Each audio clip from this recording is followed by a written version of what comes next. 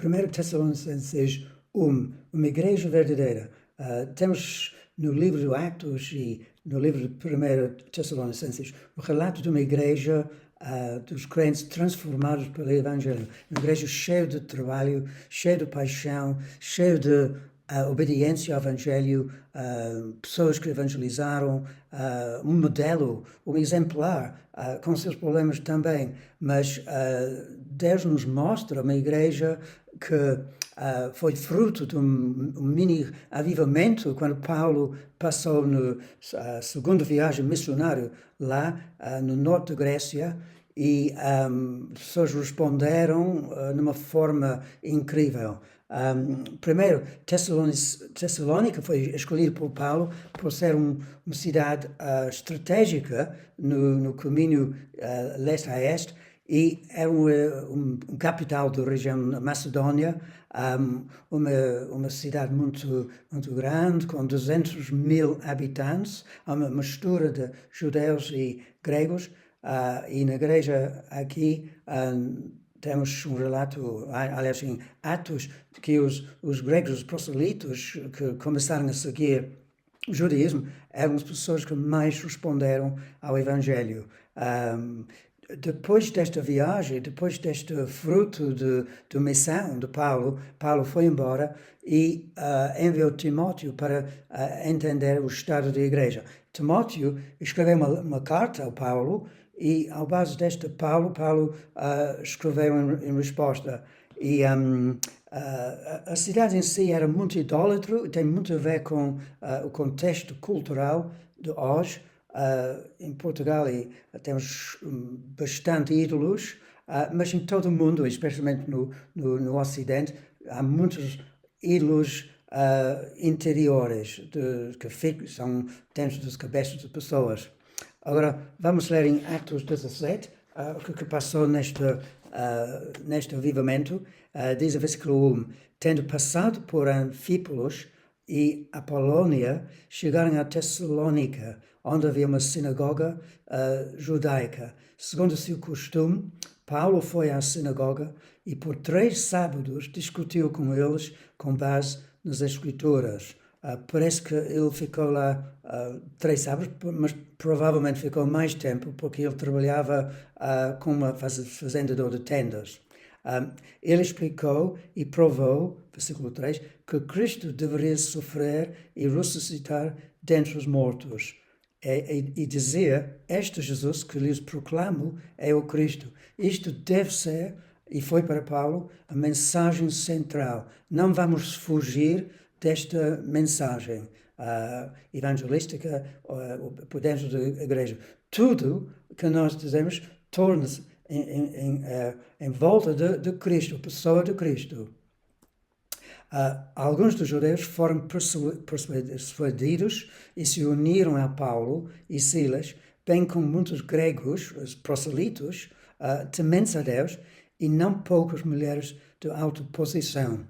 Mas os judeus ficaram com inveja, reuniram alguns homens perversos dentre os desocupados e com multidão iniciaram um tumulto na cidade. Enviaram a casa de Jasson em busca de Paulo e Silas, a fim de trazê-los para o meio da multidão. Contudo, não os achando, arrestaram Jasson e alguns outros irmãos para diante dos oficiais da cidade, gritando, esses homens que têm causado alvoroço por todo o mundo, agora chegaram aqui.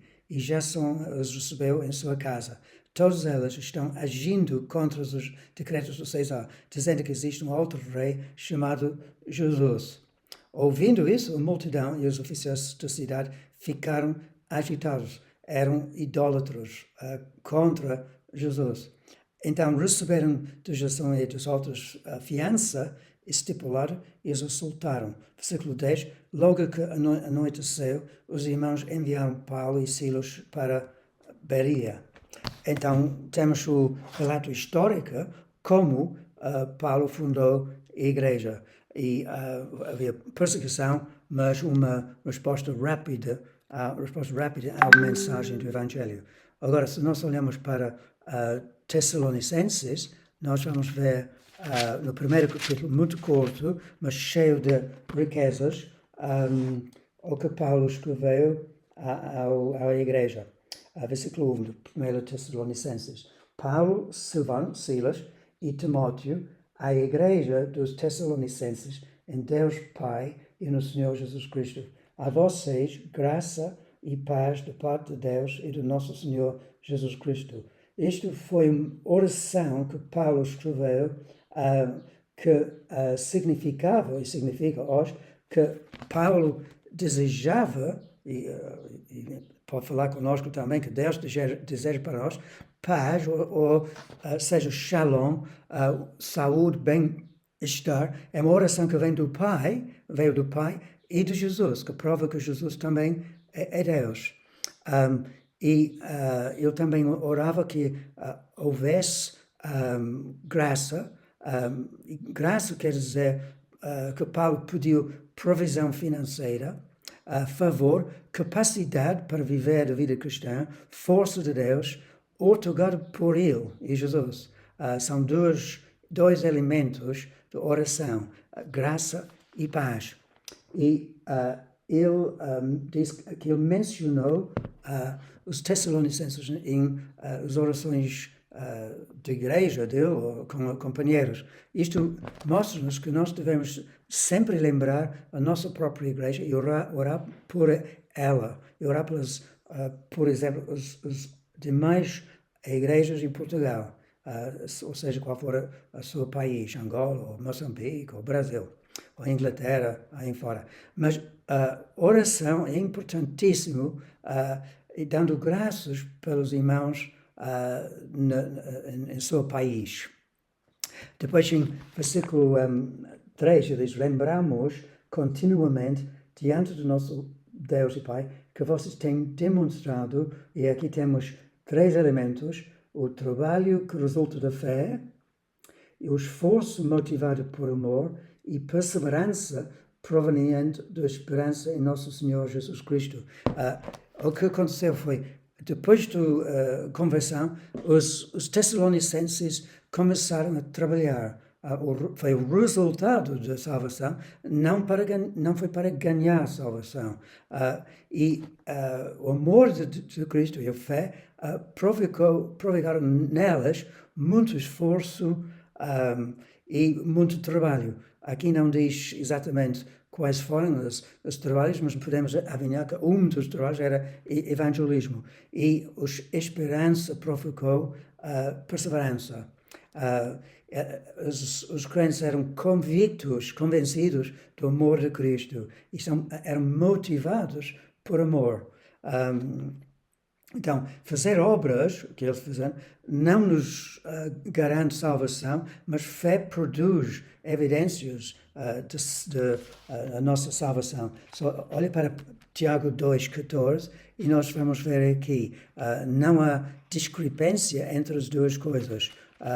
Algumas pessoas ficam muito confusas sobre isto. Quero ler Tiago 2,14 e Tiago diz: de que adianta, meus irmãos, alguém dizer que tem fé se não tem obras? Há certos crentes que frisam que têm fé, mas não mostra nada das suas próprias vidas, da sua fé. Acaso a fé pode salvá-lo? Se um irmão ou irmã estiver necessitando de roupas e do alimento de cada dia, e um de vocês lhes disser: vá em paz, aqueça-se e alimenta-se até satisfazer-se, sem porém lhe dar nada, de que adianta isso? Não. Assim também a fé, por si só, se não for acompanhado de obras, está morta. Mas alguém dirá: você tem fé, eu tenho obras. Mostre-me a sua fé sem obras, eu lhe mostrarei a minha fé pelas obras. Então, é muito importante pôr em prática a vida cristã, obedecer a palavra, obedecer ao Espírito Santo para oferecer ajuda a quem está carenciado, perdoar os outros, criar paz na família, no trabalho, servir Deus, adquirir disposição a servir as outras. Começa na família e depois com vizinhança ou com outros no trabalho, mas deve ser uma marca do nosso cristianismo, a capacidade de servir às outras. Evangelizar, mostrar amor, tenta tudo que podes mostrar amor às outras pessoas. Mostra hospitalidade, se puder. Eu sei que nem sempre é possível. Versículo 4. Então, obras. Sabemos, irmãos, amados de Deus, que Ele os escolheu. Temos duas coisas aqui muito bonitas. Primeiro, que os crentes, nós crentes, devemos ter certeza absoluta que nós somos amados, abraçados, perdoados, aceitos, somos no colo do Pai, protegidos. Tu és amado por Deus. Isso é maravilhoso. Também outro pensamento aqui, que nós somos escolhidos por Deus, chamados para viver uma vida com propósito. Deus planeou um ministério, algo para tu fazer, algo diferente do que eu, talvez, mas segundo os seus dons e personalidade, Deus escolheu você para fazer algo na vida. Não é só trabalhar, cuidar da família, mas pedir a Deus direção. Qual é teu ministério? Vamos ver em João 15, fica com 1 Tessalonicenses, no livro de João, capítulo 15, e vamos ver aqui que o mesmo pensamento de Jesus, aqui as palavras de Jesus, que diz: vocês não me escolheram, mas eu escolhi para irem e dar um fruto que permaneça, a fim de que o Pai lhes conceda o que pedirem ao meu nome. E este é o meu mandamento: amem-se uns aos outros. Primeiro, Deus nos escolheu para seguir Cristo, mas depois Ele nos chamou para dar fruto. Que tipo de fruto? Fruto do Espírito, longanimidade, paz, alegria, amor, etc. Mas também fruto de ganhar outras almas para Cristo. Primeiro temos de mostrar o caráter de Jesus. Isto, às vezes, é o melhor testemunho que tu podes dar no trabalho e na família. Mas também, à medida que Deus abre as portas, não esforçando, não fizeram tanto esforço para agredindo as pessoas, não, mas como Deus abre as portas falando de Cristo aos outros e tenta ganhá-los por Cristo. Versículo 5, vemos aqui, voltando para Tessalonicenses, foi uma prova que Deus escolheu os Tessalonicenses, tantos num período tão curto, que Paulo diz: porque nosso Evangelho não chegou a vocês somente em palavras, mas também em poder, no Espírito Santo e em plena convicção. Vocês sabem como procedemos entre vocês em seu favor. Foi uma acusação contra Paulo, que Paulo era falso e tinha vários defeitos. Mas Paulo, antes de receber sustento das igrejas, ele trabalhava com os seus mãos fazendo tendas. Era um homem humilde, um homem apaixonado por Cristo, um homem focado em Cristo, um homem cheio do amor. Ele mostrou Cristo pela sua própria personalidade e caráter. Agora, ele não deixou de pregar a palavra. Não podemos cair no erro de só pregar a palavra e não viver uma vida digna, nem para viver uma vida digna e não pregar a palavra. Mas primeiro ele comunicou o Evangelho, que Jesus salva. Jesus morreu na cruz para nos salvar, ou perdoar, ou restaurar as nossas vidas e tirar-nos das trevas. É importante frisar que Paulo estava consciente do conteúdo do Evangelho, as verdades. E as palavras são importantíssimas quando nós pregamos o Evangelho. Então, estuda a essência da mensagem do Novo Testamento, estuda bem os Evangelhos e as epístolas para entender qual deve ser seu foco, a sua mensagem. Depois Paulo diz, ele pregou no poder do Espírito Santo. Eram palavras ungidas pelo Espírito Santo. Muita pregação hoje em dia é ineficaz e parece carnal, não nos toca em nada. Mas para ter uma pregação, uma vida que transmite poder, devemos depender no Espírito Santo em oração e fé. E preparar as nossas vidas perante Deus. Fala com Deus antes de falar com as pessoas. Isto é a chave. E Paulo também mostrou sinais e milagres, talvez curas, libertação dos demônios. Devemos também procurar os dons do Espírito Santo. Devemos ser cheios de Cristo, cheios do Espírito Santo. E não proceder na energia humana, com gritos e freneticismo, nem do intelectualismo, nem do discurso autoritário, nem de muita emoção para obrigar as pessoas a crer, nem para discursos bombásticos. Nada disto. Todas estas coisas são imitações do Espírito Santo. Mas, graças a Deus, existe a verdadeira. Como é que podemos saber se uma pregação é verdadeira? Pela convicção, como Paulo diz aqui, havia muita convicção do Espírito Santo. E os ouvintes, neste caso os Tessalonicenses, sabiam que Paulo era genuíno e elas notaram a integridade de Paulo e eram convictos do pecado, de verdade, que Deus existia, de justiça. E João 16:8 fala do poder do Espírito Santo. Se nós não pregamos com o poder do Espírito Santo, nada feito. João 16:8 diz, quando o Espírito Santo vier, convencerá o mundo do pecado, da justiça e do juízo. E estas verdades vão falar, vão estar importantes na vida do ouvinte. Vão ressoar na vida dele. Depois, no versículo 6 do Tessalonicenses, voltando aqui, de fato vocês se tornarem os nossos imitadores e do Senhor, pois, apesar de muito sofrimento, receberam a palavra com alegria que vem do Espírito Santo.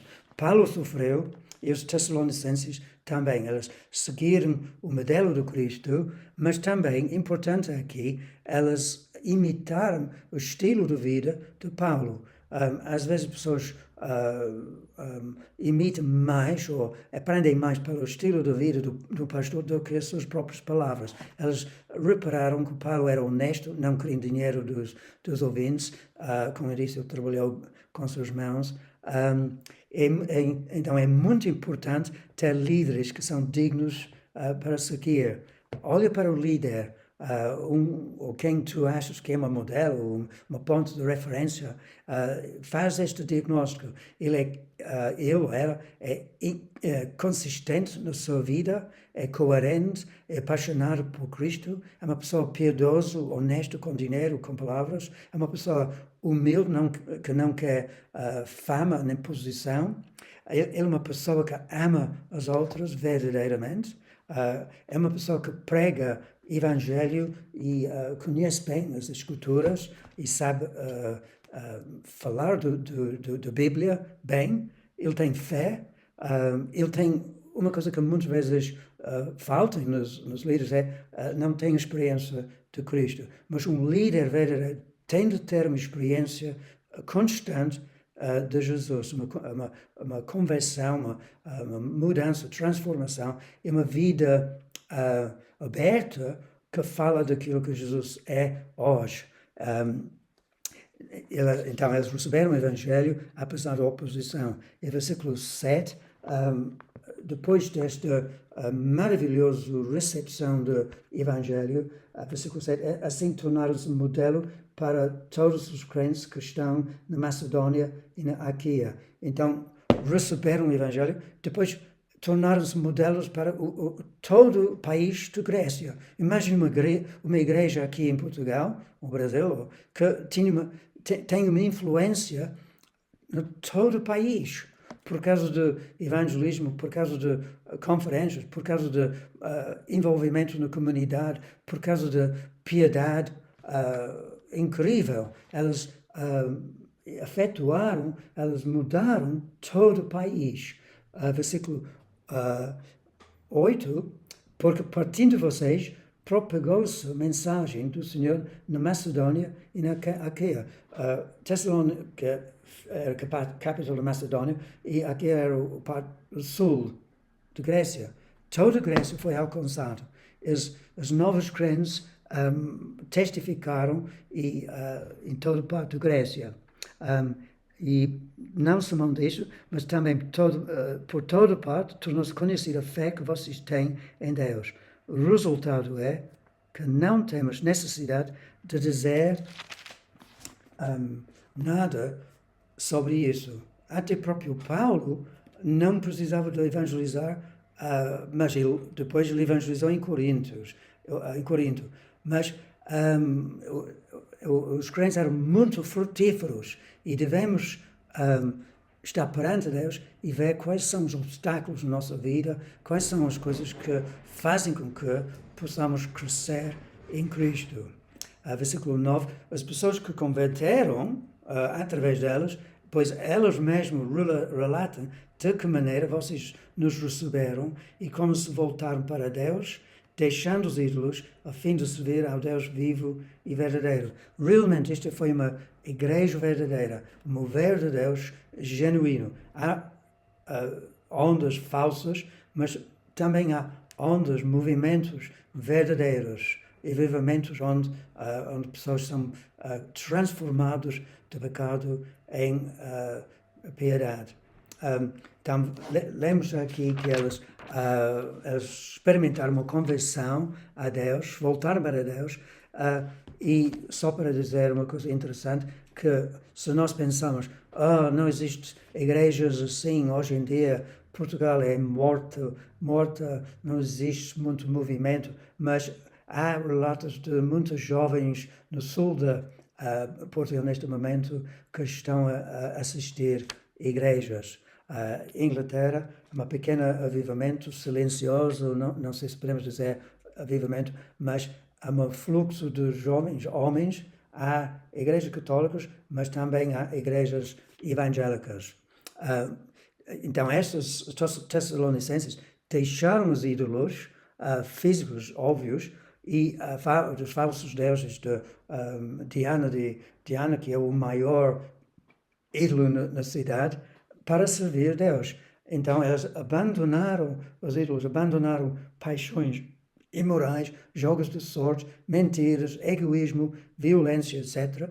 E outros tipos de ídolos, dinheiro, fama, desporto, seja qual for o ídolo, e deixaram de ter ídolo de família, por exemplo, ou qualificações para servir Deus. Então, Deus é muito radical, ele não pode ter rivais. E Êxodo 20, se nós olhamos para Êxodo 20, qual é o padrão que Deus quer para nós, e fala aqui de todo tipo de ídolo. Versículo 1, Deus falou estas palavras: eu sou o Senhor, o teu Deus, que tirou do Egito, da terra, a escravidão.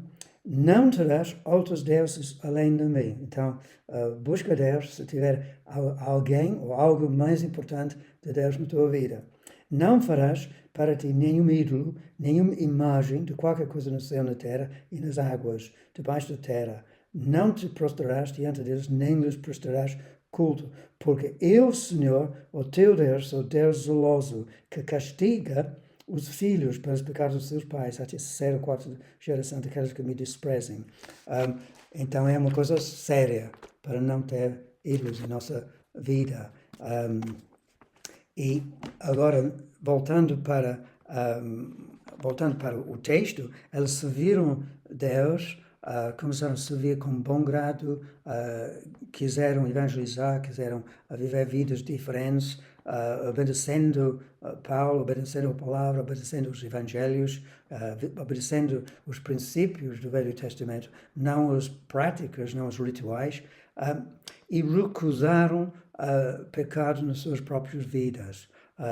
Nos outros capítulos nós vamos ver que tudo não era perfeito na igreja de Tessalonicenses, mas era uma igreja totalmente transformada por Deus. versículo 10, só para concluir o capítulo, diz,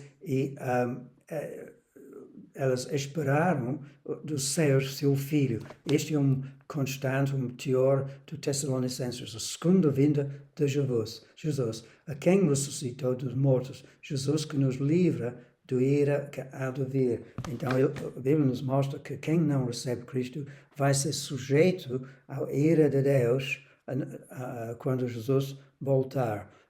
Quando nós ressuscitamos, nós vamos todos estar perante o tribunal de Deus e vamos ser julgados se nós obedecemos o Evangelho ou não. Não vale a pena sofrer no futuro a ira de Deus.